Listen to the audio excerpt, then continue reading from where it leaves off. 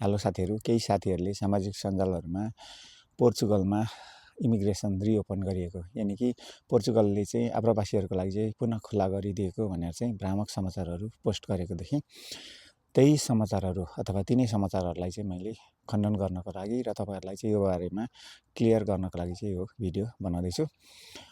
पोर्चुगलमा चाहिँ अहिले 1 lakh अराउन्डको labour shortage देखिएको रहेछ भने यो सङ्ख्या बढेर चाहिँ 2030सम्ममा चाहिँ 13 लाख पुग्ने देखिएको रहेछ। यसो हुनुको कारण चाहिँ पोर्चुगलमा चाहिँ ओल्ड पपुलेसन चाहिँ बढ्दै गएको कारणले गर्दाखेरि चाहिँ लेबर सर्टेज देखिएको रहेछ।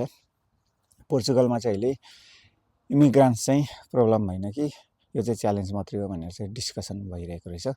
यही कारणले गर्दाखेरि चाहिँ निकट भविष्यमा चाहिँ पोर्चुगलले चाहिँ इमिग्रेसन पुनः खुला गर्न सक्छ अथवा रिओपन गर्न सक्छ, त्यति मात्रै हो। तर पोर्चुगलले चाहिँ अहिले नै इमिग्रेसन चाहिँ रिओपन गरिसकेको छैन। सो तपाईँहरूले यति कुरा बुझ्नु होला। Thank you so much.